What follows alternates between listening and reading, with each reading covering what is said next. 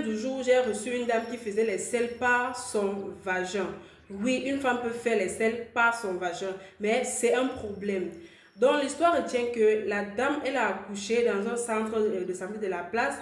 Et après son accouchement, elle a eu des graves déchirures. Elle a eu des graves déchirures. On a fait la suture dans le centre de santé. Ils ont fait la suture. Et après qu'elle soit rentrée chez elle, en voulant faire les selles, elle constate que les selles peuvent sortir par son vagin.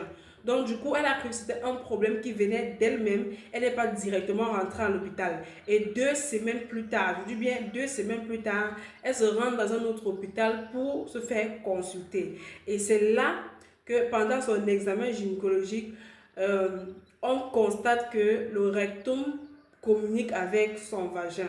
C'est pour cela que les selles pouvaient sortir par son vagin.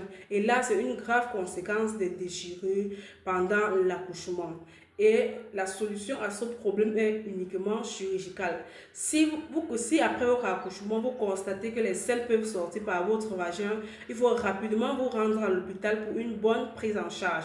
Parce que ça vous donne des infections et ça bousille également votre vie sexuelle. Votre mari ne peut plus vous désirer parce que le vagin là, ça ne donne plus, ça sent beaucoup et ce n'est pas bon pour vous. Donc, rendez-vous rapidement à l'hôpital si vous avez ce genre de problème.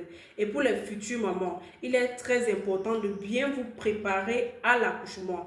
C'est pour cela que je vous invite dans le cercle des futures mamans pour vous apprendre à vous préparer pendant l'accouchement, vous apprendre à éviter les déchirures pendant votre accouchement. Et également, je vous accompagne jusqu'à votre accouchement et je vous apprends comment gérer les baby blues, qui est une dépression postpartum. Je vous attends, inscrivez-vous. Et dans cette session, nous ne pouvons recevoir que 10 mamans. Oui, nous ne pouvons pas recevoir toutes les mamans, nous pouvons recevoir uniquement 10 mamans pour optimiser la prise en charge des mamans. On vous apprend à mettre votre bébé au sein, on vous apprend tout ce qu'il y a à savoir dans la préparation à la naissance. Donc sur ce, inscrivez-vous via le numéro qui est sur l'affiche. Je vous attends pour qu'on débute le 1er mars.